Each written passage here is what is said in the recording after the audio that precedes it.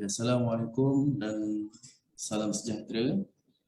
Tuan-tuan, puan-puan yang dihormati, majlis akan dimulakan tidak berapa lama lagi dan untuk itu sukacita dimaklumkan kerjasama para hadirin sekalian agar dapat memastikan mikrofon tidak diaktifkan bagi mengelakkan sebarang gangguan dan majlis dapat berjalan dengan lancar. Terima kasih. Bagi pihak majlis, saya ingin merakamkan jutaan terima kasih kepada hadirin sekalian yang dapat meluangkan masa untuk menghadiri program Exilip siri ke-6 pada hari ini. Bismillahirrahmanirrahim. Bagi memberkati majlis pada hari ini, saya menjemput Saudara Amin bin Makmur untuk memimpin bacaan doa. Dengan segala hormatnya, dipersilakan. Bismillahirrahmanirrahim. Assalamualaikum warahmatullahi wabarakatuh. Ila hadratan Nabi Mustafa Muhammadin Rasulullah sallallahu alaihi wasallam wa ahlihi wa ashabihi al-kiram. Al-Fatihah. A'udzubillahi minasyaitonir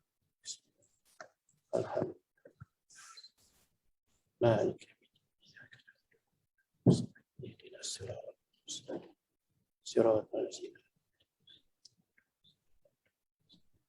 Bismillahirrahmanirrahim. Alhamdulillahirabbil alamin. Wassalatu wassalamu ala asyrafil anbiya wal mursalin Sayyidina Muhammadin khatimin nabiyyin wa ala alihi wa sahbihi ajma'in. Ya Rabbana lakal hamdu kama yanbaghi li jalali wajhika wa azimi sultanik. Ya Allah, ya Tuhan kami ingin merafakkan kesyukuran kepadamu atas pertemuan kami pada hari ini. Kami ingin merafakkan kesyukuran kepadamu atas pertemuan hari ini. Jadikanlah kami hamba-hamba-Mu ini sentiasa bersyukur terhadap rezeki dan kurniaan-Mu. Sesungguhnya Engkaulah Tuhan yang Maha Memberi. Ya Allah, ya Rahman, ya Rahim. Kami berhimpun hari ini untuk menjayakan majlis program kecemerlangan kepimpinan Ketua Pustakawan dan Timbalan Ketua Pustakawan Institusi Pengajian Tinggi Exilip ini. Maka Engkau permudahkanlah majlis ini supaya ia berjalan dengan lancar. Kami ingin menimba ilmu sebanyak mungkin supaya kami mampu memperkembangkan potensi kami sehingga menjadi hamba-Mu yang Kau redai, ya Allah. Kurniakanlah ilmu kepada kami, sinarilah hati-hati kami dengan hidayah-Mu. Sesungguhnya Engkaulah Tuhan yang Maha mendengar lagi Maha mengetahui. Rabbana atina fid dunya hasanah wa fil akhirati hasanah wa qina azabannar. Wa sallallahu ala sayidina Muhammadin wa ala alihi wa sahbihi wa ajma'in. Rabbana sallallahu ala sayyidina Muhammad wa ala alihi wa sahbihi wa salam walhamdulillahi rabbil alamin. Aqallahu minkum. Amin, amin ya rabbal alamin. Terima kasih atas bacaan doa itu tadi. Bismillahirrahmanirrahim. Assalamualaikum warahmatullahi wabarakatuh dan salam sejahtera. Yang berbahagia Miss Gita Albert, CEO Knowledge Connection Malaysia, yang berusaha Puan Zara binti Abdul Samad, Ketua Pustakawan Perpustakaan Tunku Tun Aminah merangkap Ketua Program Exilip, yang dihormati Dr. Khasyah binti Zakaria, Ketua Pustakawan Universiti Malaya selaku moderator program, barisan Ketua-Ketua Pustakawan Universiti Awam, barisan Timbalan-Timbalan Ketua Pustakawan Universiti Awam, tuan-tuan, puan-puan, para peserta program yang dihormati. Program pada hari ini adalah kesinambungan daripada program Exilip siri ke-6 yang telah dijalankan pada 28 Oktober 2021. Program Exilip merupakan kolaborasi di antara Akademi Kepimpinan Pendidikan Tinggi (AKAP), Jawatankuasa Ketua Pustakawan Universiti Awam JKK PUA dan Perpustakaan Tunku Tun Aminah Universiti Tun Hussein Malaysia (UTHM).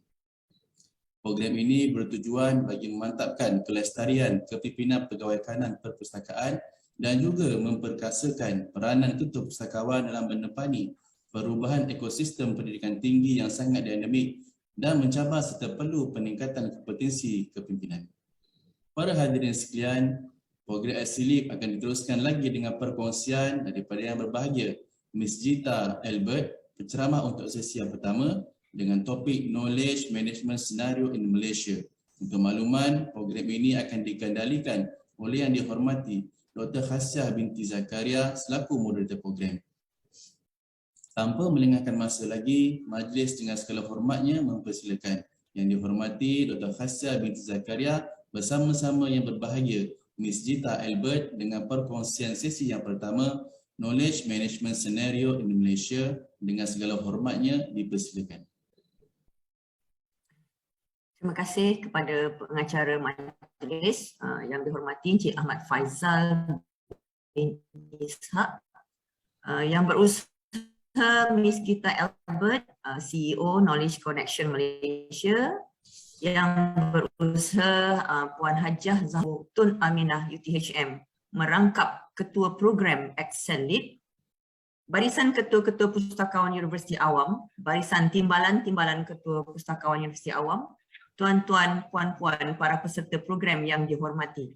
Bismillahirrahmanirrahim. Allahumma salli ala Muhammad. Alhamdulillah. Pada pagi ini kita semua dapat berkumpul secara maya bersama-sama untuk mendengar perkongsian ilmiah daripada yang berusaha Miss Gita Albert dengan topik Knowledge Management Scenario in Malaysia.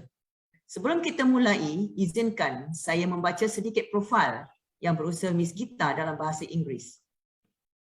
For most of us, older generation of librarians, Miss Gita is no stranger to us. Her specialization over the past 20 years has been in product conceptualization, systems, and database design in information management solutions with successful implementations in over 60 organizations in Malaysia. I think everyone is aware with ELMU, Integrated Library Management Utilities. So her professional affiliations and accreditations include Masters in Business Administration, Certified Knowledge Manager, and PhD thesis entitled Implementing and Assessing KM Systems. In the past 10 years, she has turned her attention to knowledge management, KM, and her interest towards KM has made her focus in facilitating individuals and teams to develop competencies in implementing KM tools and K-sharing techniques. In 2013, Ms. Gita was engaged as the KM consultant in the Public Works Department, focusing in cultivating their knowledge sharing environment via the Communities of Practice or COP technique. She has since performed consulting work in other leading organizations, and being a fervent advocate of knowledge acquisition, Gita continues to champion the practice of knowledge management through her involvement in K-Connect, the knowledge enrichment conferences for knowledge management practitioners. With her accumulated knowledge in this arena, Gita has been regularly presenting her research in international knowledge management conferences, collaborating with world-renowned KM practitioners from Southeast Asia, USA, Europe, and Australia. In 2019, her ongoing collaborative efforts with Public Works Department paved the way in showcasing a work-in-progress research titled Adopting a Maturity Model for Communities of Practice in an Engineering Industry. This KM initiative made a joint winner of a poster in the International Conference on Intellectual Capital, Knowledge Management and Organizational Learning, Sydney, Australia. Ms. Gita has represented various agencies such as, there are 12, so I will read the top 4, the National Bank, Matrade, MIDA, MINDEF, and so on. Ladies and gentlemen, please welcome yang berbahagia, yang berusaha, Ms. Gita Albert, CEO Knowledge Connection. Silakan yang berusaha, Ms. Gita, over to you. Thank you, and a very good morning to everybody. I won't salute each and everybody, but a very nice welcome note from Kasia, who's a good friend of mine for many, many years. So when I was called in for this presentation and the topic was knowledge management scenario, this I believe is a very wide topic. So I did not know how best to predict, how to pitch it, right? Because I'm made to be aware that some of you all have embarked into knowledge management. You know what the concepts of it, and to pitch it nicely in the morning, you might get bored if I start on definition clauses. Although getting a PhD and securing that and all that one tend to go into the academic world, you know. So, but being a practitioner and performing a lot of face-to-face sessions around, my tendency is to look into case studies, you know. So I would love to discuss with you this morning. I'm very fortunate to be the first speaker because I believe most of the focus will be there rather than the afternoon session. So thank you so much for the organizers for allocating me in the morning. Now I would like to present my slides. I've got 90 minutes. Maybe take 1 or 2 breaks depending on the moderator, that's one. And the other thing is I might go into case studies where I would appreciate there is engagement from the audience so that I will get to know whether there's a positive feel to the presentation. Is that okay with you guys? Yeah. How do you present? Okay. Yeah. Let's see the presentation. No, it's already shared just to present. Yeah. Okay, Mr. Mani is there to help her. Yes. Oh, I forgot to introduce. Yes. I called Mr. Mani to join me this session because I think he is better equipped in technical areas than I am. And knowledge management, although it's new in the public sector, I feel why money will be very, it's duck to water for him, right? So that's the reason why I said, why don't you come and join me and see whether you can enhance the scenario for, you know, for the folks in the university arena, all right? So this is the team in knowledge management that we've been working on for the past few years, working with. Dr. Zaitun is still with us.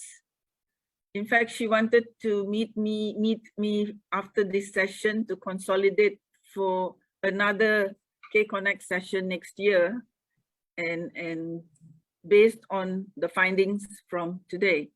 So we have Dr. Zaitun, and towards the right is Rosnita, who's formerly the director of KM in JKR, who has joined us. Takrim, who is a librarian, who's with Bench, and one who does, we have Mike Elvin, change management, Nozi, who's formerly from Astro, who has been involved in managing content. So there are three librarians in the team, you know. So can you imagine the valuable inputs that they provide in terms of organizing of content? So this is what we have. Now, I'll try to touch base on several areas that I think it is useful for you guys. General concepts I will go through. My is you've attended multiple KM seminars, you will know the concepts and probably the various terms and definitions, so that I wouldn't bore you, you know, but I'll just touch base to make sure that you look at it and might be rethink on certain areas that you have gone through earlier. All right. So this is what I have for the day for the first session. Yeah. Concepts. Knowledge management. In Malaysia, I think the past 10 years, we've been there. It started off with a burst of energy because it was new, people were curious, you know, and people wanted to know more. And at that time, we had Mampu providing the framework for KM plus the framework for communities of practice. And what we did was we triggered the KM movement in the country by initiating communities of practice. And we did around 40 workshops for 7 years, you know. And in between, we learned the concepts of COPs, knowledge management with our fellow librarians. And then what happened in 2012, we were called in from JKR to say that whatever you do in the library world, do it for us. So from 2013 to 2019, we were in JKR and we were implementing the COPs. So whatever that we learn, the barriers, the challenges, we managed to mitigate the gaps in JKR. And then slowly 6 or 7 agencies went into knowledge management. So you have public sector slowly seeping through, and the pandemic had, because people want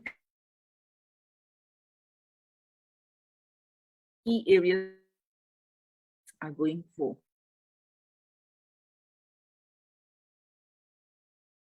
Aspect, I think you need knowledge to action and for you, but then definition knowledge is have the difference between information and knowledge. When you go into organizations, they want to know, they thought that knowledge, which is things that you can see, the facts and the data, that's it for you. But then they term called tacit knowledge, right? So when you have knowledge combined, knowledge is information combined with experience, with context, with interpretation, with reflection, with linking to networks and all that, then you form knowledge with information. Knowledge is information combined with experience. So these are various terms that you will get to see. And there are many, if you look up, there will many terms on definition clauses. Yeah. So I'm not going to go through that because I feel that you just Google, you can have a look at it. Yeah. So APQC one of the management agents, they define approach to enable knowledge and information to grow, flow, and create value. So this is a very simple definition. So I like to use this because it's simple to know, to say that it's an approach for you to grow, and make decisions and create value in the process. So that's where I come from when it is looking at definition clauses. The thing about this is, when you say the word knowledge is sticky, sticky means it sticks to the person who owns it. So it doesn't naturally unless you have the processes and the systems to go with it. When people leave with them, unless you have got exit interviews or you got your communities of practice already done where the knowledge is sort of shared among your peers, else when you leave with that. So knowledge, in what people say, is it's sticky, and be with it, it won't flow, right? So that we must know, because at times when they say when they say, oh, we initiated, we put in the systems, we had a kickoff, we had 6 months of training from the consultants, and then after that, why doesn't it move, right? So these are certain areas that I want to touch base towards the second session of this session. Why? How is that it doesn't move? There are libraries who had spearheaded KM, and then after 2 years, it just fades away. Reason, my dissertation, enabling factors. What are the factors to look at when you want to share knowledge? How do you sustain it? Is it just the technology? No, it's a whole load of areas that one needs to look. And the librarians who are embarking and spearheading KM need to know what they are going to face. This is a new animal. It has been there for the past 10 years in this country, but it needs to have proper processes to make sure not only you launch it, but you sustain it. Yeah. So basically, that's a slide. I try to keep it fast because it's like, so types of knowledge. So people are aware you have got explicit and you've got it easier to replicate. See you.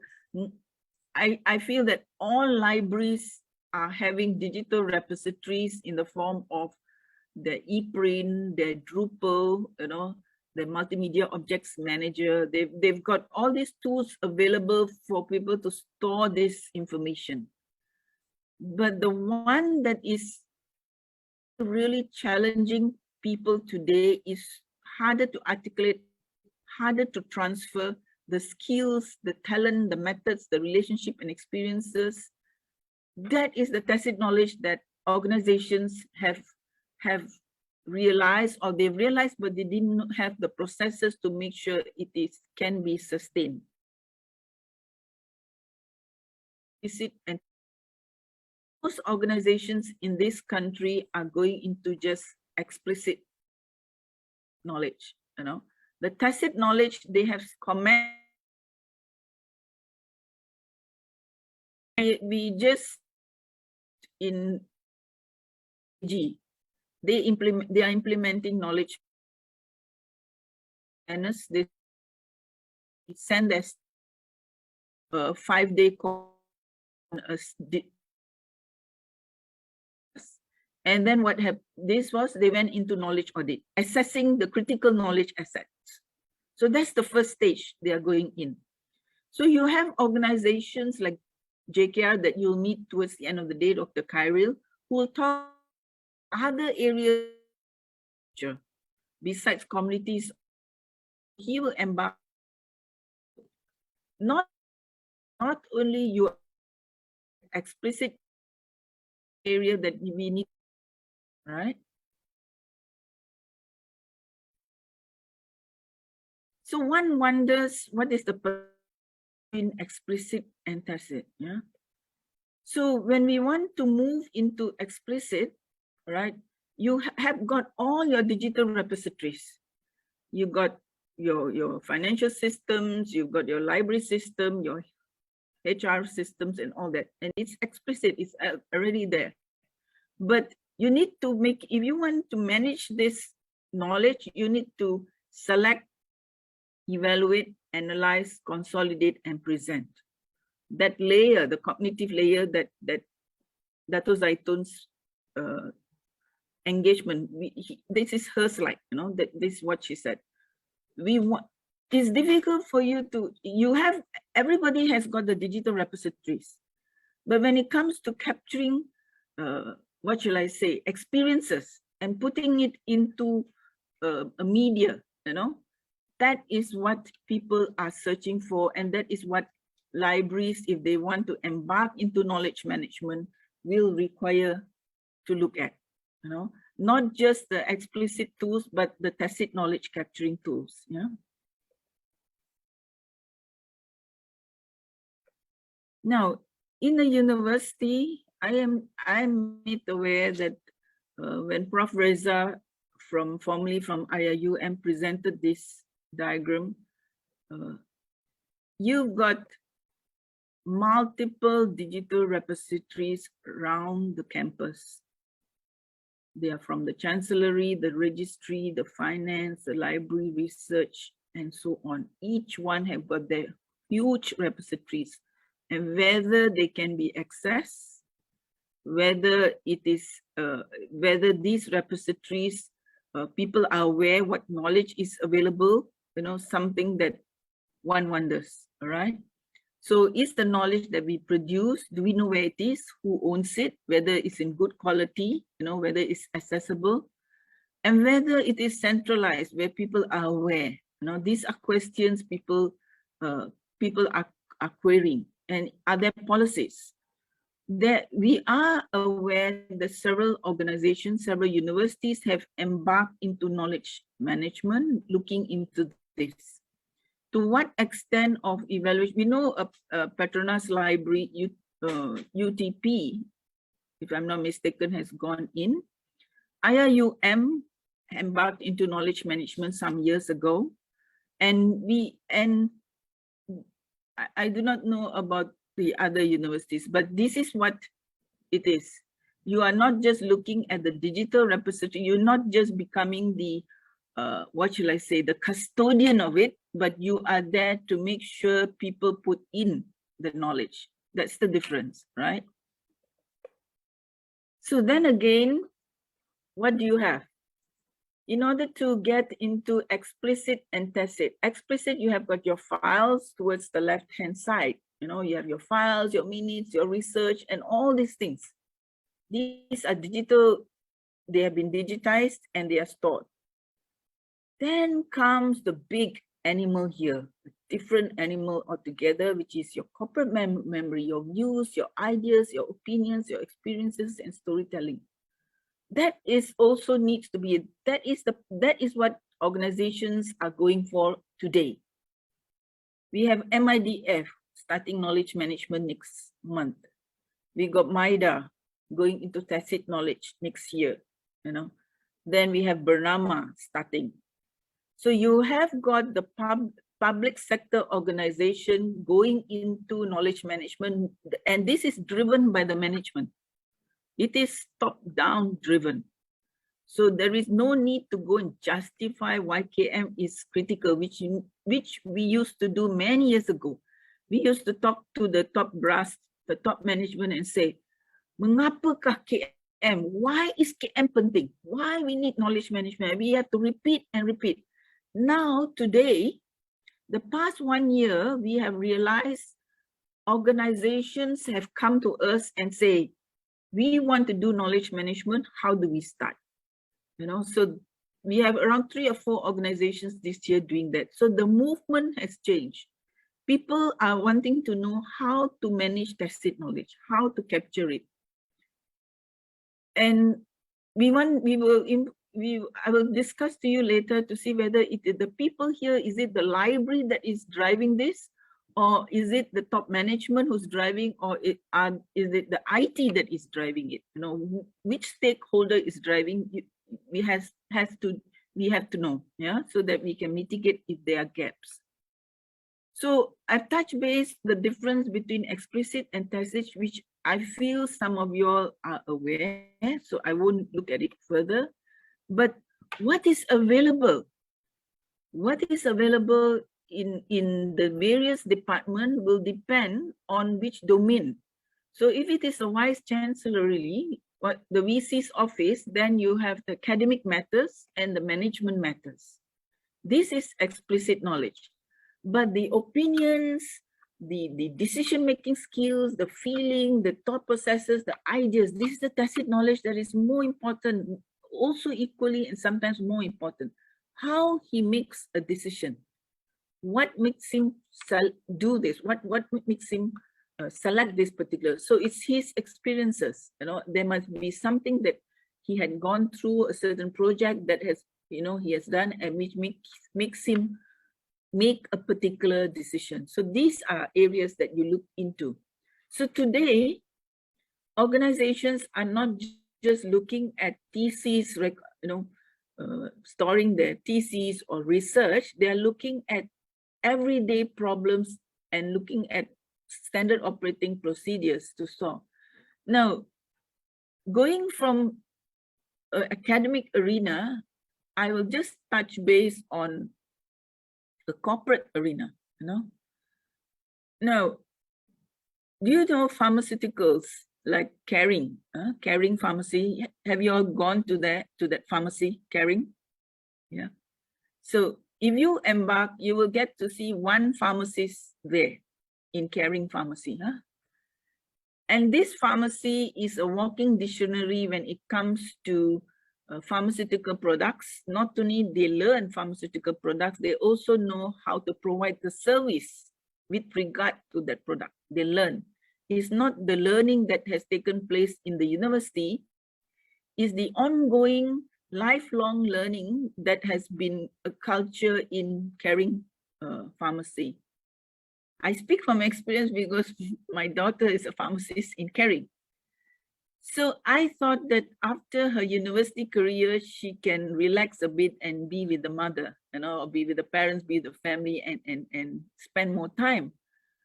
But it looks like she's busier, when she's working, because they are given 3 days off a week, Karen. They give the pharmacist 3 days off. So 4 days they are in the pharmacy. The 3 days, day one, they have to attend 9 to 5 webinars, which is the COPs. They attend the virtual COPs from 9 to 5, and they have to participate, they have to present, and they will talk on issues customers face on public, because they've got around 25 WhatsApp participate. The other 2 days of the week, they spend on enhancing the knowledge. So she's on assignment and she's putting her always in the room, So knowledge management in the pharmacy is really, really, really lifelong learning has been instilled, and it is part of the culture, all right? So even though you get the 3 days, your 3 days are meant for studying and sharing and collaborating, right?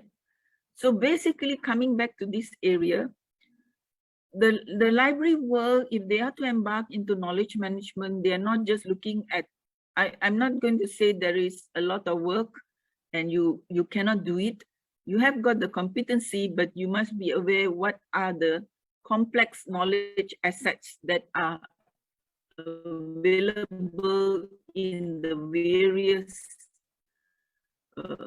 domains. You have TNC, and they have all this knowledge. This particular herself, and she being the former chief librarian in University Malaya, she has gone in. Can you guys hear me? Boleh dengar tak? Boleh. Okay. Boleh. Yes, yeah. The disadvantage of doing a virtual, you cannot see facial expression.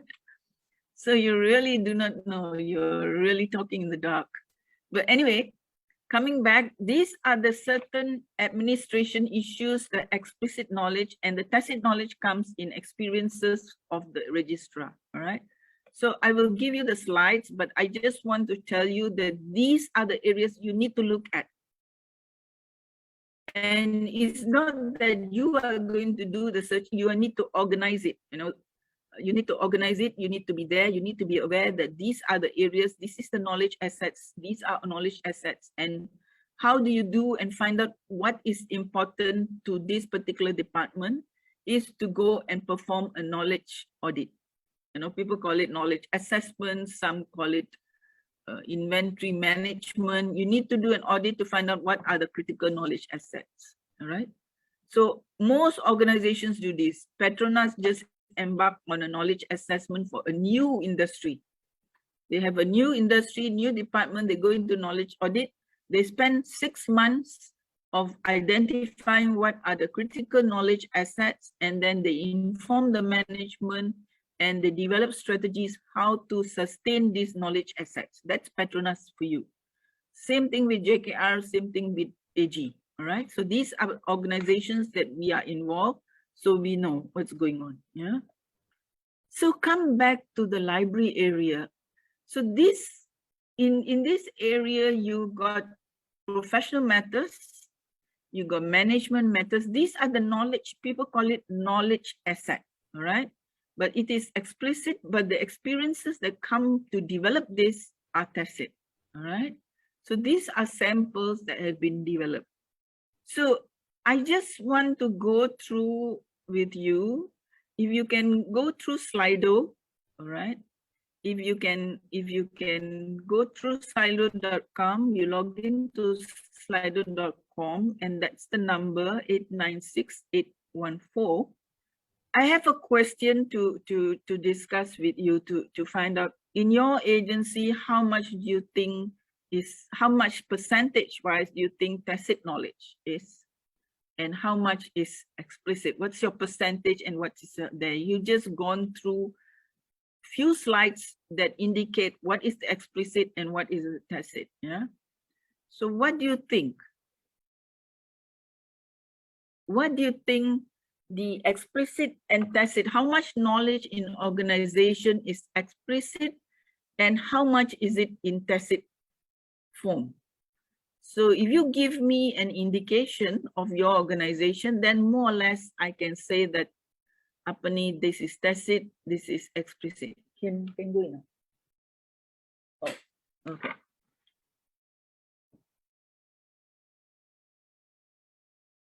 Explicit is 100%, so you got 25%. Almost 100% explicit. No, 25% is explicit. 25% say that explicit is 100%, you know. So what about you guys? Option 1 say explicit is 30%, tacit is 70%. Some say explicit is 30 and tacit is 70. Others say explicit is 100 and tacit is 0, you know. So I just want to feel what do you think about it, because we've done around 10 knowledge audit in more than 10 organizations over the years.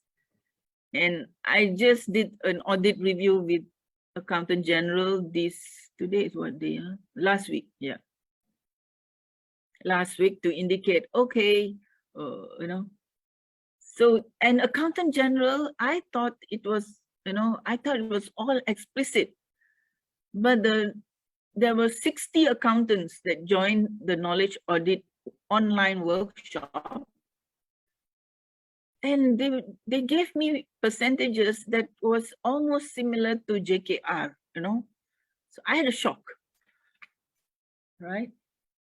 So here they're saying what we are saying, explicit is 70. So you have two schools of thoughts. Oh, wonderful.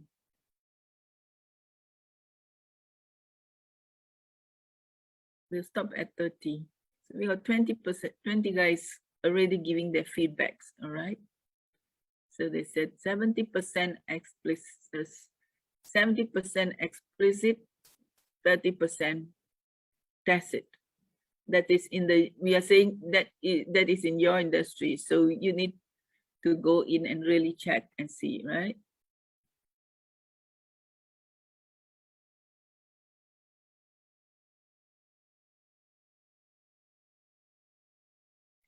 We did this in Jabatan Standards. We did in cybersecurity. Earlier was IIUM. Then we did it in Matrit, MIDA, MINDEF, the National Library. And you find the percentages are almost similar, you know. So we are not gone after the knowledge audit, then they select a particular, then after a knowledge audit, then you can select, okay, you will select, say, digital repository, or you say, okay, communities of practice is the best media to share. Or you can say experts interview. Then you say, maybe you have lessons learned, you know, like the military, they have lessons learned. So these are certain media knowledge capturing tools that you will employ based on these percentages. And you secure this percentage by identifying what are the critical assets in all these various departments. Then you decide, maybe this department exit interviews is the best. Or that in my department to say, okay, here you only need a digital repository. There is no tacit knowledge there. It is totally all explicit, you know. So different departments have got different tools. These are something you need to do intelligently and find out, yeah. So I will leave you to do it, but more or less you said 52%, there is almost 50-50 to say 70% explicit, 30% tacit, you know, and then you got 44% saying 30% explicit and 70% tacit, yeah. So this is explicit, you know, which we did in this is like an iceberg. This is an iceberg where you say explicit is where you can see. The tacit knowledge is the one that you cannot see and gets missing or gets lost and needs to be repeated every now and then, you know. So people don't record mistakes. People don't record scenarios that didn't work and people don't identify what are the mitigating gaps. So they only go into explicit, all right? But later on, because it's difficult and people are always on the go, they got no time to sit down and do brainstorming or after action review. They just go to the next project. So they jump from project to project because they don't have time to articulate the views, the problems, the issues, and all that, you know. So what happened is it is recorded in one's brain, and being knowledge very sticky, it doesn't, you know, somehow when the person leaves or get transferred, the knowledge goes with that person, you know. So only the explicit knowledge, which is a certain percentage, gets caught, right? So in other organizations, explicit is between 20 to 30. That is what we felt, 20 to maybe 35, because Jabatan or Jabatan Accountant Negara was the recent one, which was 35% explicit. 65% was tacit. That is based on doing a 6-month knowledge audit exercise. Then you will get to know, you know. Then when you get to know what are they, then only you can select what is the KM tools you know. You don't go and tender out a KM tool if you do not know what kind of percentage your knowledge, you know, what are your critical assets, where is it, who owns it, then only, you know, then decide. So you can do brainstorming, exit interview, lesson learned, apprenticeship, COPs, training, and so on and so forth, you know. Some of them use, like we all were exposed into mentoring. Those years we had mentoring. So mentoring is one-to-one, where the boss will take selected few guys, few selected person and mentor the person. And it goes for a span of 8 years to 10 years, you know. Then when they leave, you got those experiences. So that mentoring is very expensive way, and it's only one-to-one. But it's still a very good way of tacit knowledge capture. Yeah. So when we are looking at tacit knowledge, we are looking at the skills, the experience, the talent, the relationships, and the methods. So that goes into 65%. Yeah, more or less. So if we are saying that it is explicit is might be 65 and the other way around, tacit only 35, maybe you are looking at a legal department where everything is explicated. You know, so some things are already there, the SOPs are really there, so there is nothing. Somebody told me, you got the major, what is that, major kerja? Buku kerja? Buku kerja, I don't know, they have this. File major. File major. They have file major, which they say when we go for transfer, kami bagi file major tu semua dah masuk. That's what they say, but when we check immediately to say certain gaps are there. So the file major can work maybe 20%, 20 to 30%, you know. So the knowledge assessment, which needs to be done at least once a year, is where you can capture this knowledge, right? So those are the things that one needs to know, you know, before going into KM. So if you're looking at this slide was done for AG, Accountant General, where they took an audit of perolehan sebuah harga, pelaksanaan kursus, dan budgeting, right? So here you have got the various processes. You plan your audit, you perform, you assess, you recommend, right? And here it gives you an explanation what are skills, what are experiences, what are methods, you know, and why it needs to be done, right? So there are 6 categories normally we will categorize our knowledge asset, all right? There is a model called MASK, M-A-S-K, MASK methodology that Petronas is using, which we also use to a certain extent. We call it essence, you know.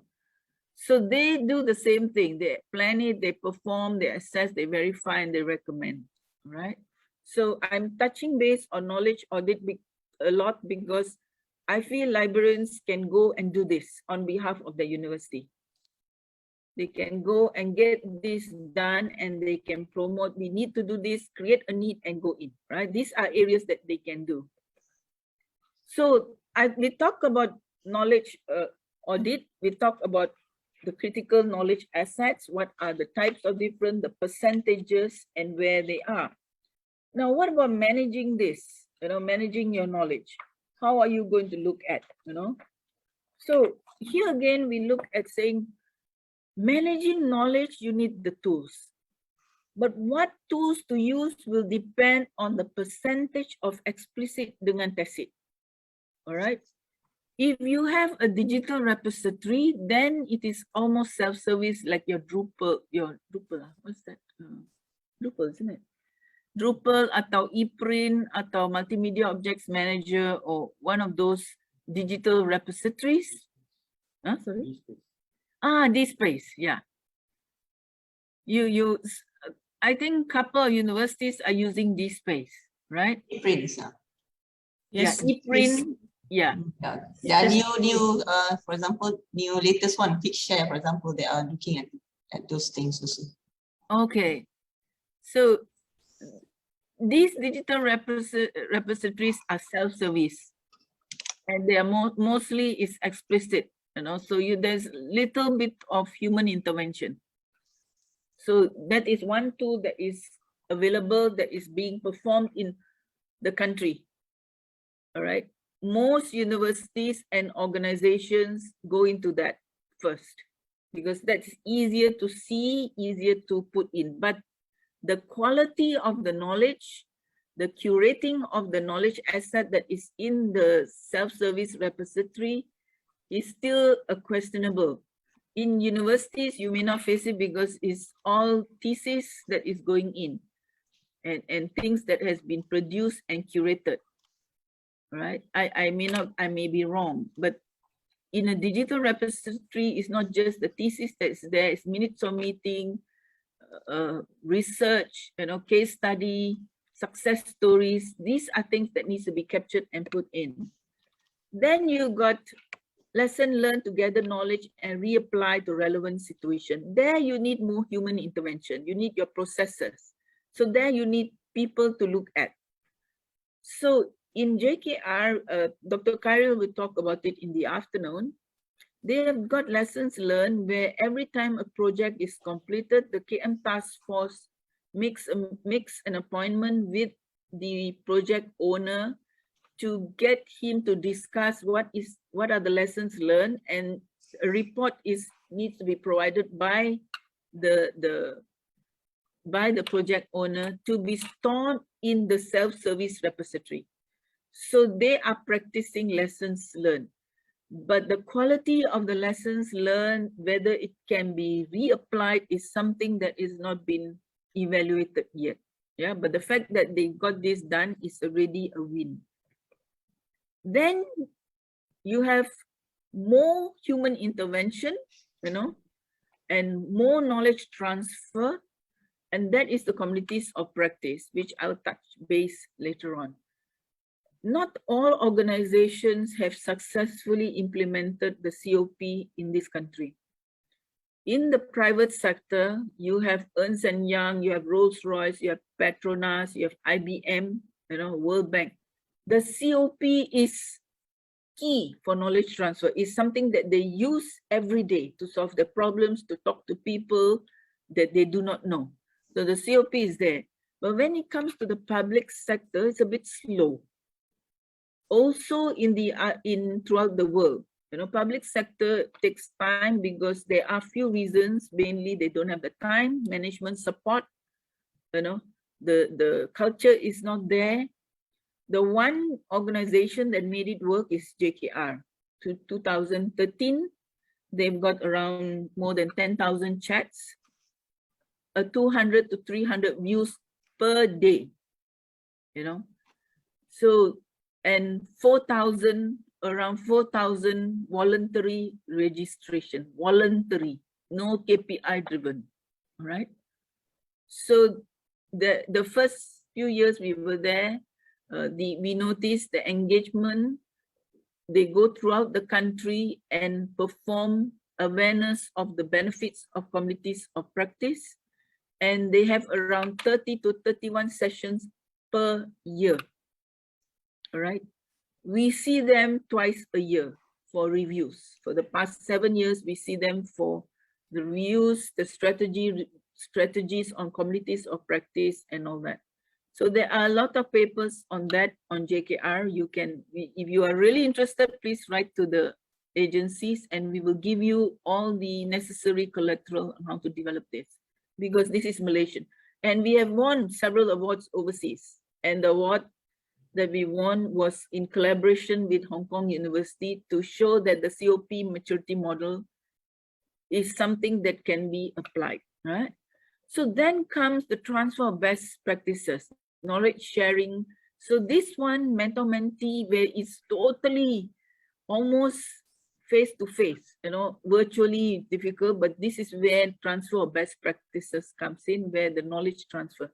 So ladies and gentlemen, folks, what I'm saying is you need to know first how much tacit knowledge you have, how much explicit where they are before you propose your tools.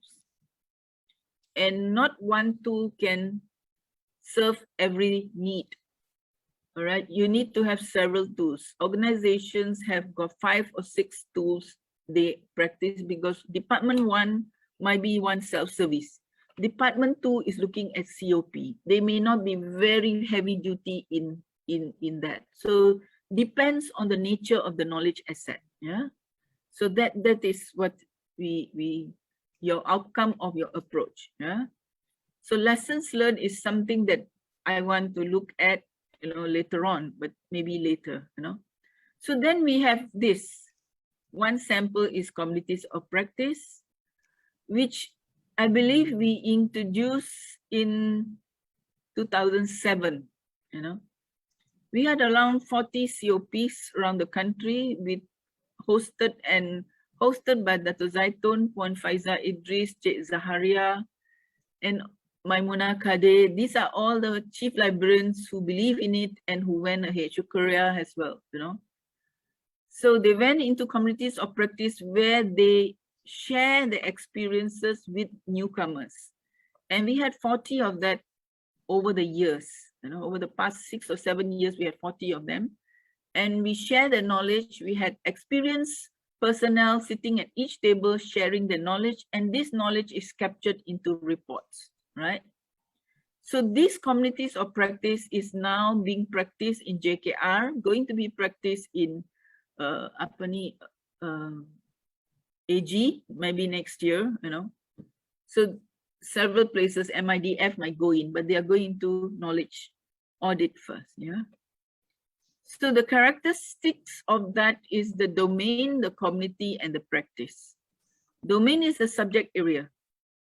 Community are the people who are going into it. Practice is existing practices that are available in the domain. Yeah.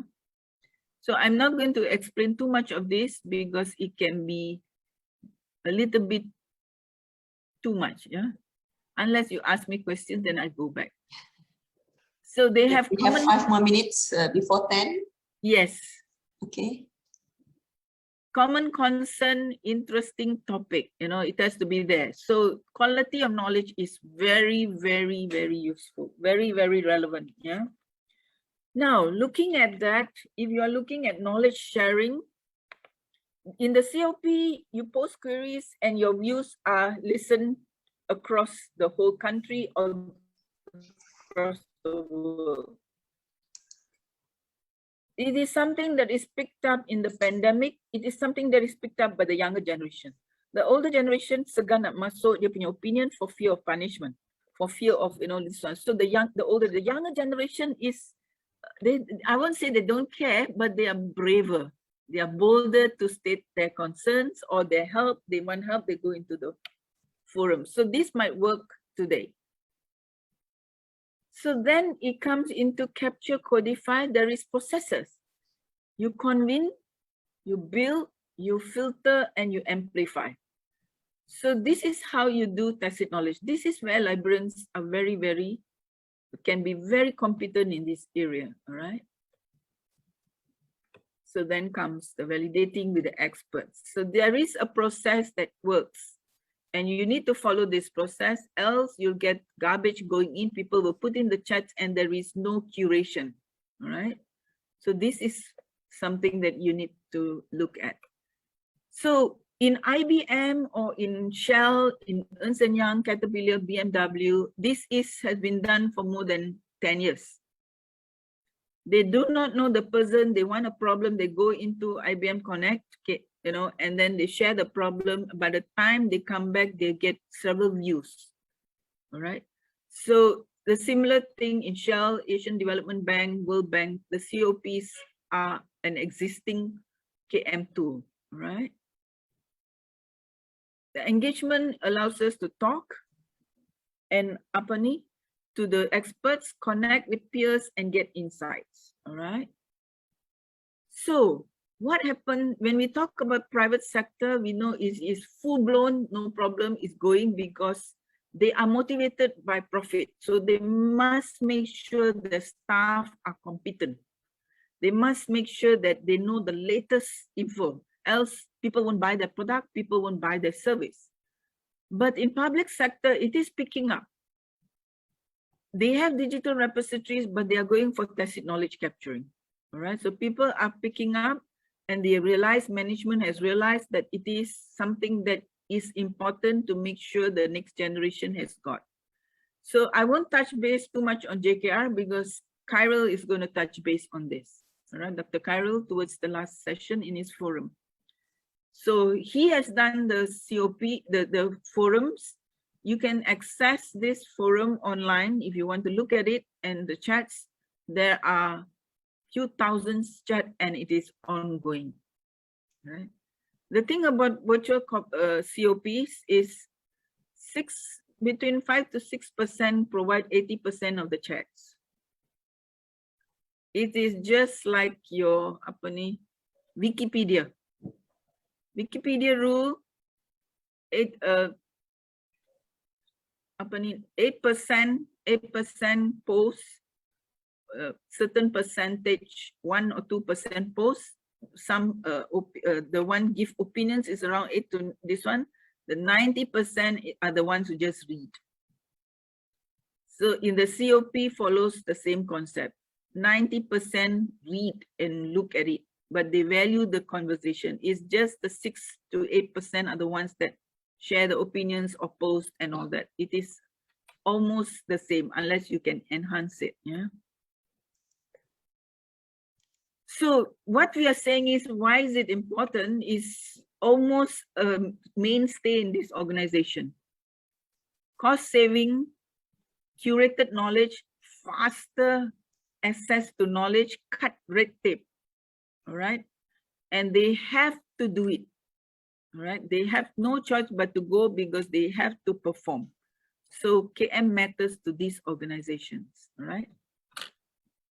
So I'm going to go back to the back end. We're looking a little bit on what to do first. What to do, it's good to have a pilot to make sure it works. So you can tell the management, okay, I'm going to do a pilot. I'm only going to choose the 2 critical departments, and you start that. And you do your change management and you go in. And then if it is successful, you present to the department. You present to the heads and say, okay, it's successful. Can I move to the next 2? JKR started with 3 or 4 departments themselves. Yeah. So then they moved. Today they've got around 10 domains of knowledge, but over the years. The framework that we employ is called Essence. We explore, strategize, enable, cultivate, and evaluate. So people normally go into the exploration stage now, today, in the public sector. We're not talking about corporate, we're talking about public sector. They are mostly in the assessment, unless JKR, they are in the evaluation stage. They are going to do the KM strategies, then they look at, once they did an audit, they'll find out what KM technology is useful. Then they decide whether the COPs are good for them, then they evaluate, all right? So there are roadmaps that has been done over the years, what people have done for certain programs and what they do and how they get it done. So this is a sample. the mobilization, then you have an environmental sensing, which is where you do your touch-based, your change management. Then you have your brainstorming lab, which is face-to-face. People are going for virtual as well right now because there are tools, case tools that can do their knowledge inventory online, all right? So you have visualization tools and all that is available, okay? So the first stage is focus what knowledge is required, what we have, who has it, and what stage it is in, right? So these are certain things that is ongoing in organization for people who are embarking on KM, all right? So this is a live work model that we had done. There are around 30 sessions that we did. Awareness, meet the champions. Like Securities Commission, they developed the KM strategy. They started with developing KM champions. There are around 30, if I'm not mistaken, 30 KM champions in throughout for them to go through. The digital repository, they have got the KM portal set up. Same thing with Institute Sukan Negara. They have done the KM champions as well. So KM awareness, KM champions, now they're looking at the tools. So public sector has realized that KM needs to be done, and they are going forward because management has realized this. Yeah.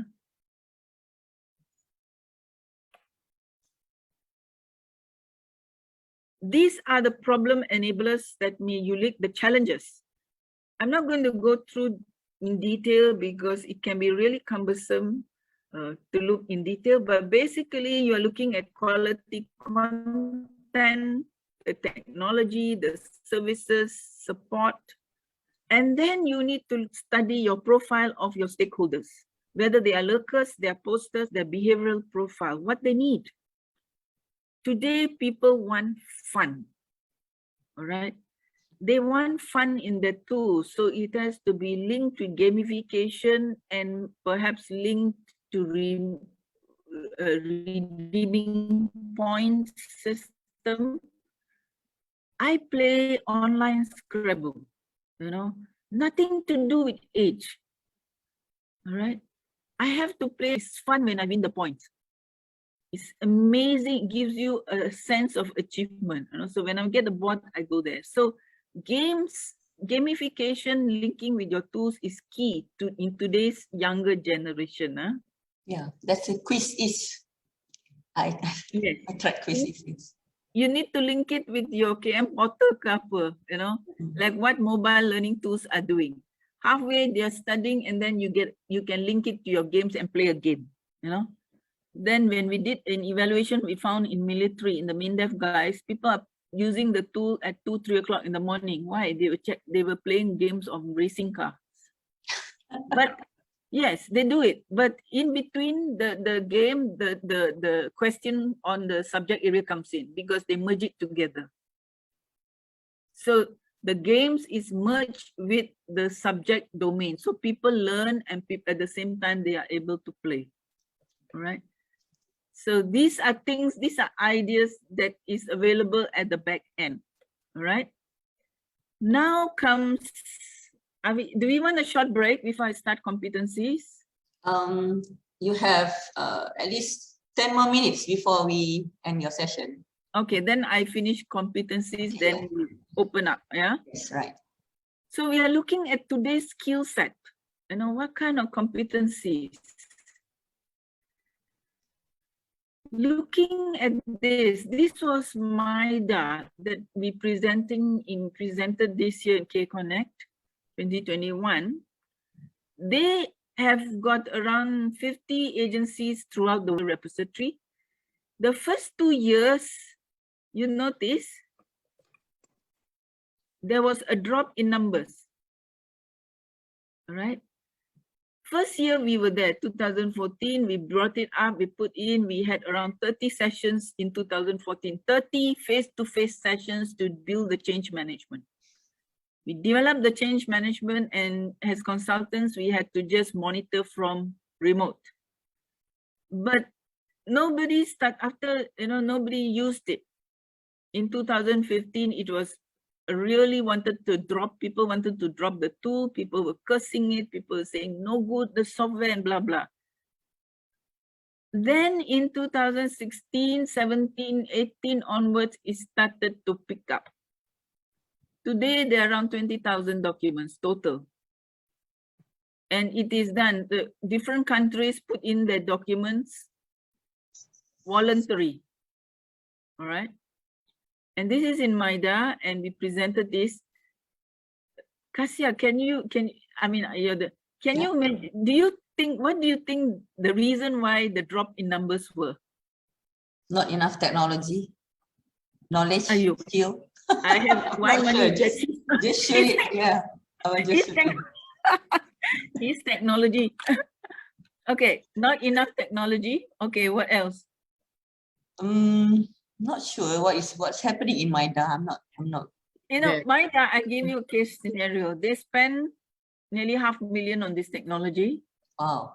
They had around 30 hour sessions. We did change management. We did progress reports, change management reports, which we placed on the top brass. Each, there around JUSA officers, around 5 to 6 JUSA officers. We placed it on the table once a month to tell them the progress, what's happening. We build the content, and it was run by librarians, managed by librarians. Not enough conversations? Yes, you hit it. Can the librarian communicate?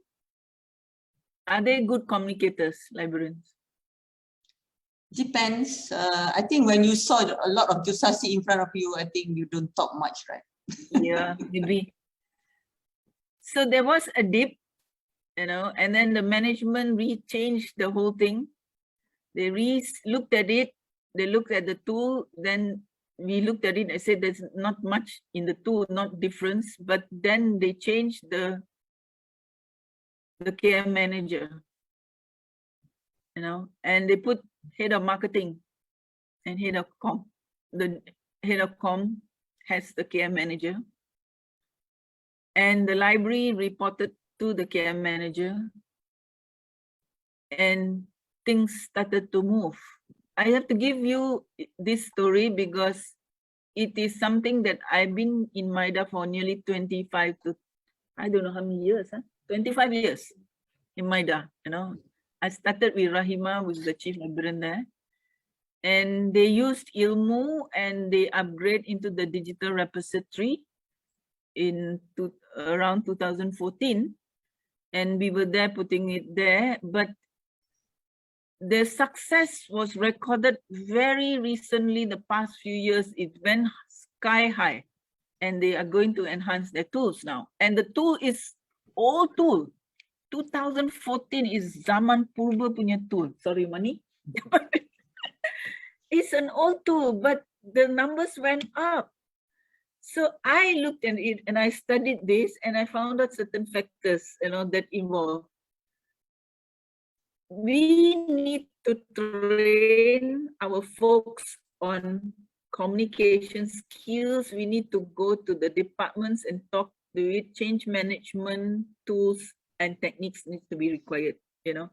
The KM champions, people are calling them KM champions in an organization, you know. It's now run by head of communication. The library is in charge of the content. There is no more heading. So there is change of tasks. So we need to look at what kind of competency we need to build to go back into this heading KM. We need to decide whether we want to head and spearhead KM. That is something you need to decide. Or you just want to take care of custodians of knowledge. All right. So libraries here can support by looking at the knowledge quality and making sure the knowledge is curated and relevant. That's a given because you have the competency in it. And in order to do that, you need to do your need analysis. You need to identify, you need to do your SWOT, what kind of knowledge is required, who's responsible, and what kind of coordinating efforts. So you need to do a knowledge audit for that. Then you need to organize it. What kind of organization methods are you going to use for your taxonomy and so on, right? So I don't think this is a major problem. Then you have the technical guys to put it in D-space ke, e-print ke apa, you know. So you have that. Then you have the retrieval strategies that you are very good at because you all are exposed to information literacy. But the thing of finding, getting, evaluating, compiling, understanding, and disseminating it is something that you need to build on. So this is something that needs to be looked at.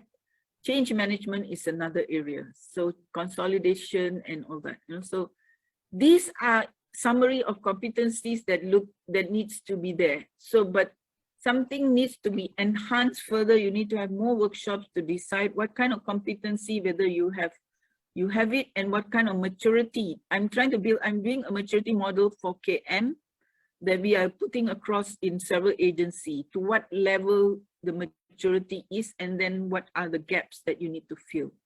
So that's where we are doing it this year. All right. So coming back to KM for information managers, you know, these are certain public sector organizations that have embarked into knowledge management. I didn't put ISM there. How many of them are headed by librarians today? MINDEF?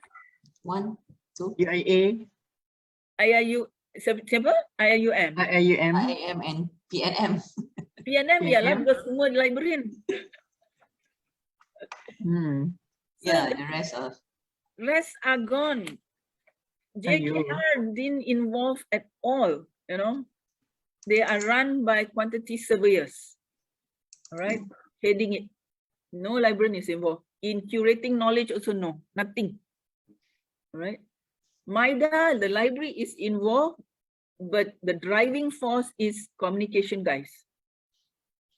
They are driving, they are going to the agencies, they are pushing it, they go, I am in their WhatsApp group, so I know what's going on. The energy level is tremendous. The head of com calls me up, he say, how do I do weeding? I have to go back and do my research on weeding policies and send her because she's not a librarian. What does she know? So I have to give all the weeding policies and say, this is weeding. So they do weeding, you know. So they learn the traits and they go on. Then Matred is a little bit active because Rashida is quite active, but she's secretariat. The head of KM is a person who's in the corporate. IUM, I am not sure what is happening because I don't know whether the IUM chief librarian is here. I'm not sure. Yes, should be here. Puan Raini is on Umrah leave at the moment. Oh, okay. Okay, who else is there? Hashima. Hashima and Yusrina. Oh, Yusrina. Okay. Hi, Yusrina. So these was formerly these agencies at one time were headed by the library, and they were slowly in charge of knowledge. So knowledge assets only, not pushing it, you know, further than that. So the universities need to know what they want to do first before they decide what kind of competencies need to be built.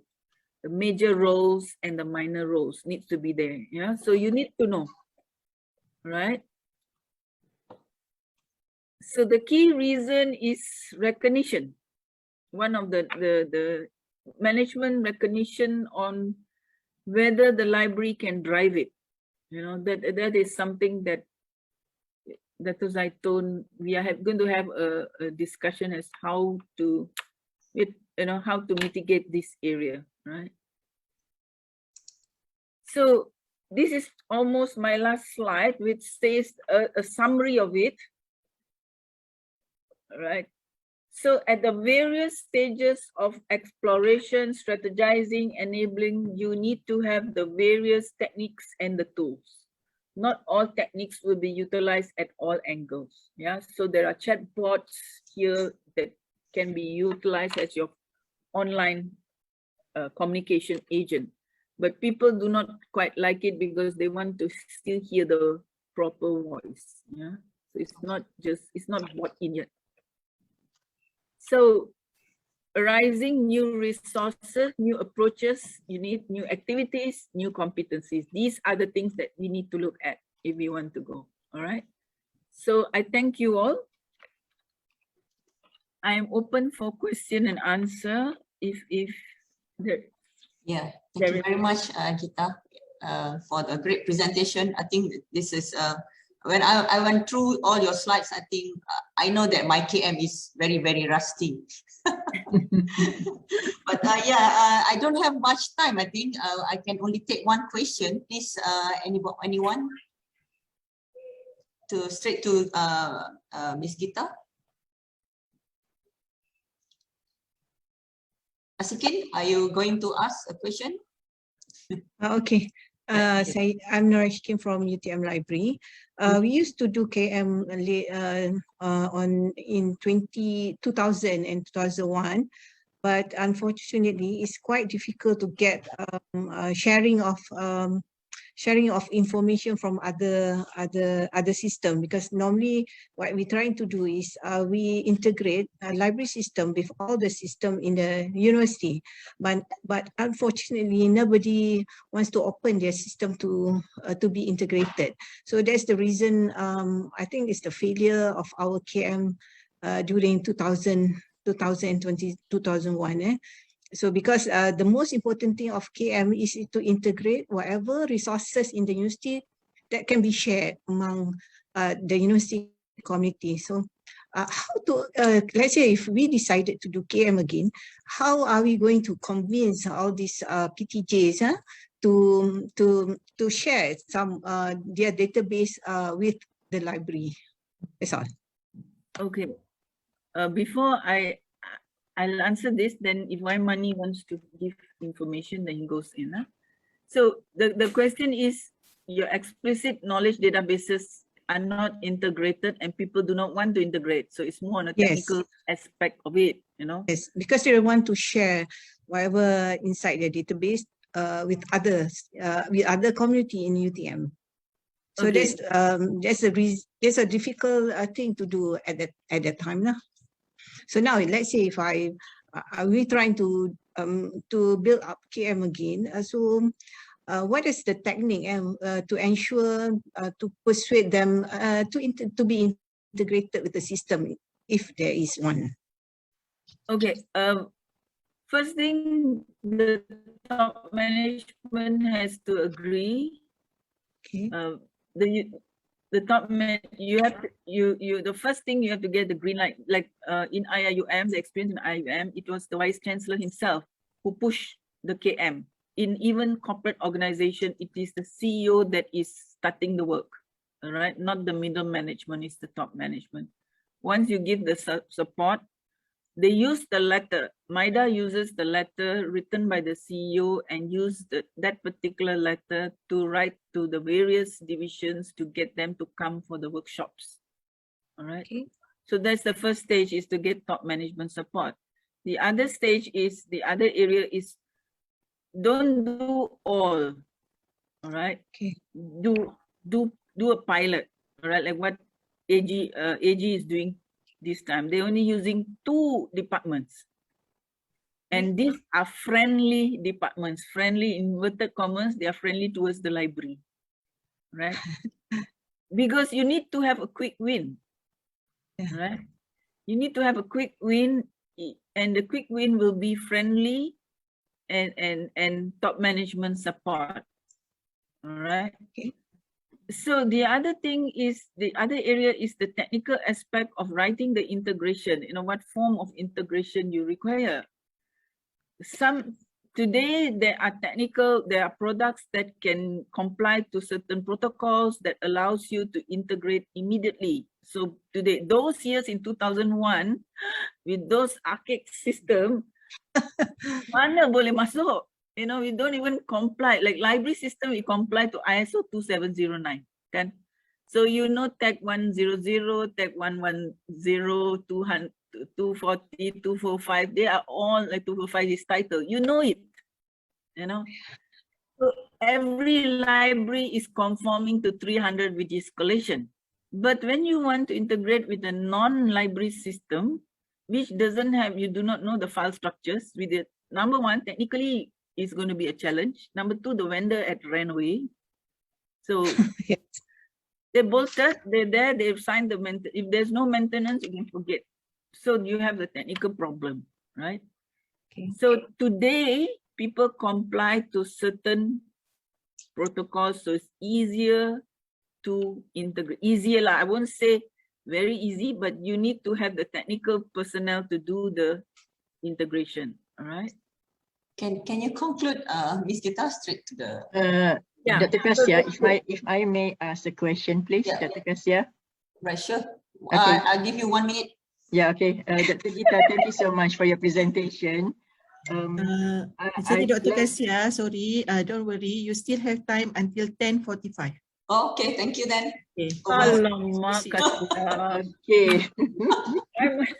Thank you so much, Gita. I've learned a lot actually when joining the community of practice sessions with you while in service at UNIMAS and also at UPSI. So, okay. So, and I think most universities, library universities, they have IR as their explicit knowledge. So my question is, can KM be embedded in IR or library system, or you need to have another system mainly for tacit knowledge? Thank you. I answer first, then you answer. Okay. I'm just talking to Y Money. I know, money is around. We have got more time. Kasia, don't rush. Because the mind and verbalizing what the mind says takes time, you know. So my ex-mentor, my mentor told me to study neuroscience, you know. Go into neuroscience after my PhD. I was thinking, I'm the small end here. Anyway, I have to follow the arahan of the big man. Congratulations for your PhD, Gita, Dr. Gita. Yes. No. The graduation only next year, so can tell me that. Tak apa. Okay, coming back to your question, whether the tools is there, depending on the tool. All right. If you have, say, Sierra, if you're using same tool, Alma, Sierra, you know, a new canvas, those tools are already ready with forums. They are ready with the digital repository. They are ready with yellow pages for your virtual directory of experts. All right, because library needs to build that. They have to own something. You know, you need to own. So you need to develop this. So those tools are embedded in today's digital repositories. Okay. So the answer is yes. UPSI is having a new tool, kan? What's that? Yeah, it's ACAMS. They have it. ACMS. Yeah, they have it. Yeah, they have the online forums. They have all the necessary tools. The problem is not the tools. The problem is the energy. The energy and the people. Yeah. And the attitude. The librarians must have the energy and the persistence to say, okay, first few months maybe won't work. You know? Okay. Then it will work. Like JKR, they run by quantity surveyors. It worked only after 9 months. First 7 months, what we did, first few months, we put 700 simulated issues. Okay. We went to all the domains physically. We went to all the domains, the architects, all the engineers, the road guys and all road engineers and all that. And we sat and we got 150 issues from each domain. So when we published the portal came with 750 issues. Okay. Relevant, valid, important issues. Then it took off. First year was 1,000, 2,000, 3,000, 10,000 chats. So the tool is part of the KM system, but the energy, the persistence, you have Rosnita Osman, who's like, you know, a Jusasi person who really pushes, who looks at it overnight, who calls me up and says, sudah habis ke? Report dah habis dah. 2 o'clock, 3 o'clock. You know, they have got the energy and makes you also work. So that is something that is there. That's very important. Okay. Yeah. Why Money, you want to add anything? Yeah, fine. Talking about this, Hi, Mr. Money. I have one. Please unmute. Please unmute. Please. Yeah. Please come here. Okay, I'll unmute. Yeah, very close. Yeah. Okay, talking about the IR institutional repositories, based on our experience of getting all the internal, we are talking about when we say internal repository, is just not the LMS content. We are talking about other repositories that is managed by other domains.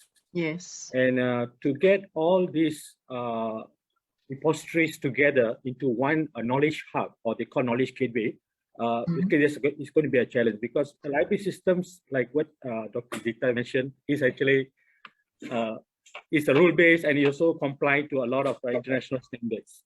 But when you talk about institutional repositories, a lot of these systems is of homegrown systems, may not comply to these standards. So it's going to be a challenge, but there's always a way of doing it by looking into the content, analyzing it, and the content need to be transformed into a format that can be acceptable, either there's many ways of doing that, which we can able to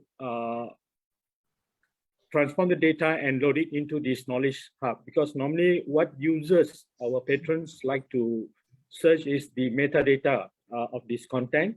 And by looking at this metadata, we can want to have like you search for a topic. Okay. All this metadata that comes from various source of knowledge base, knowledge repositories, and when they look at the content, they can actually the system can have some kind of a URL where you can take them to the digital content, whereas, like, for example, any theses, papers, or it can be newspaper clippings, reports, and all that. Yeah. I think this something can be achievable. It's just a matter of we need to analyze. First thing, we need to analyze how these contents are being stored, and we can repository. I think with that, the IR institutional repository can be implemented, and that's what our users are looking at. They want one single search gateway. You are right.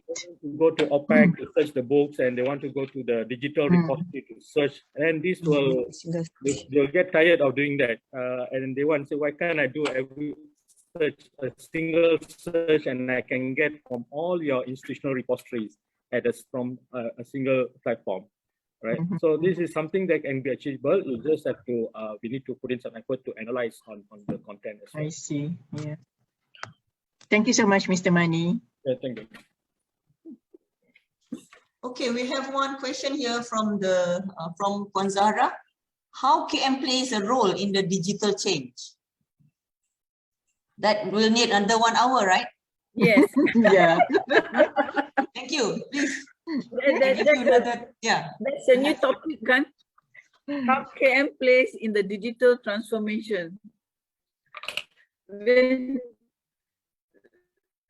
looking at one of the slides that I have, knowledge is explicit and tacit, yeah. So you need to transform.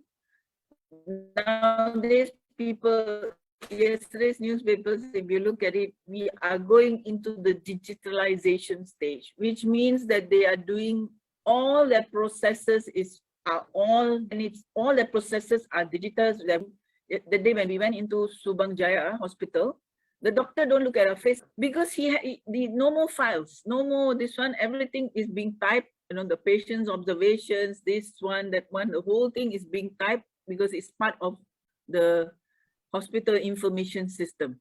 So when you go to the next guy, it's already there. So if I started asking the renal doctor, I want to have a profile of chronology of my auntie's illnesses from day one because you already recorded it online. So in Malaysia now, I apparently may not be giving it yet. So when it comes to knowledge management, the skill sets, the competency, the decision making, the case studies. Now in the military, there is this thing when you go into a particular project. After the project, you need to perform, you need to share your knowledge across. You know, it's part of a workflow, all right? Like what we mentioned in JKR.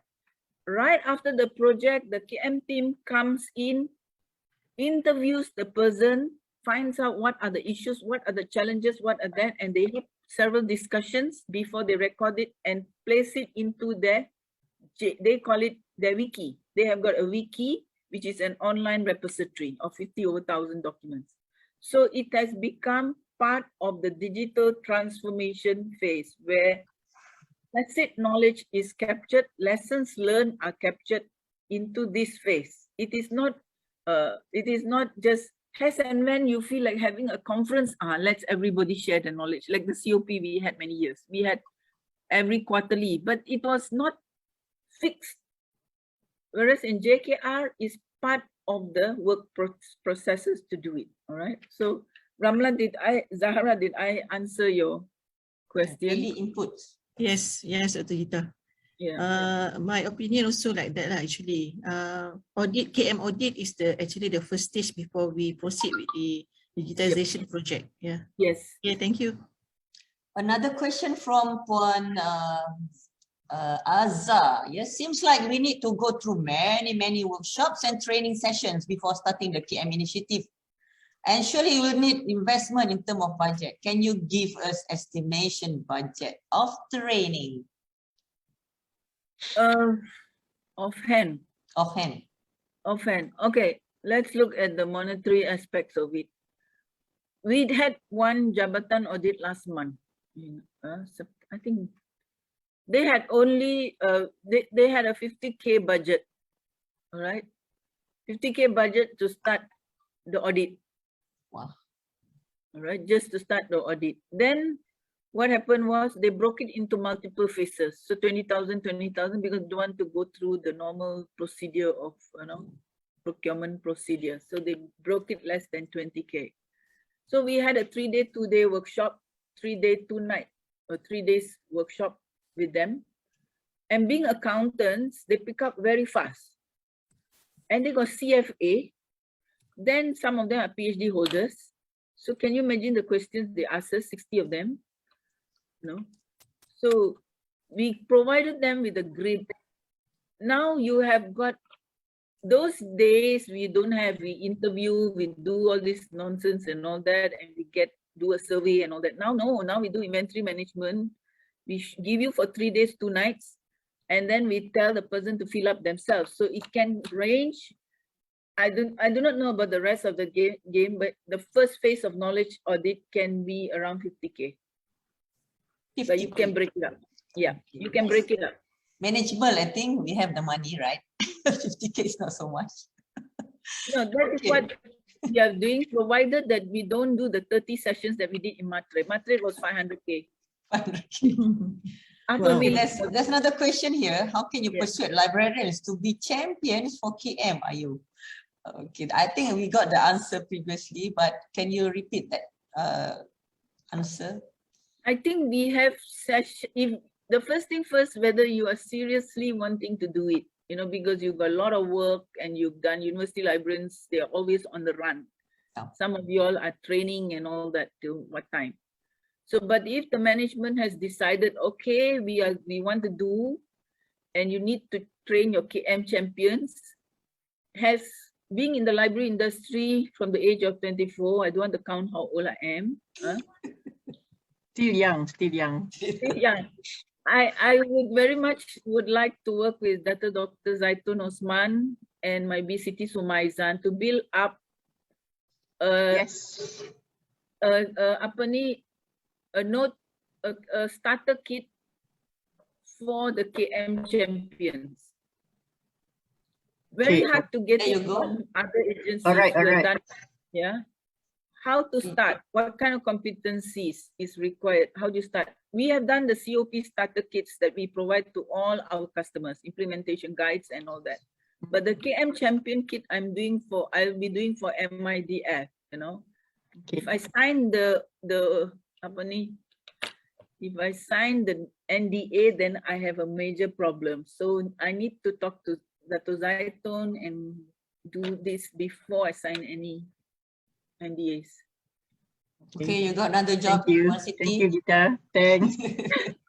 All right. There's no question from the message chat room. So perhaps we would like to do some kind of conclusion. Yeah, Gita, please, over to you. Okay. I would love to have a post review of what you guys want, because this particular topic is very wide. So I touch base on several things that I think you would love to hear, but I focus a lot on knowledge audit because I think the competency of librarians are there. You can do it. You've got the skills and the organizing of knowledge. So and the teaching learning curve for librarians is shorter than other agencies, So that is something serious. The other thing is doing a kit or maybe a maturity kit to find out what stage level, stage by stages, what is required. So I am happy that I managed to see you because initially I was thinking, I just passed my, what do they have? My Viva, yeah, passed my Viva, and the university, Taylor's University is rushing me to do the editing. So they do not know that I'm speaking. I have speaking engagements.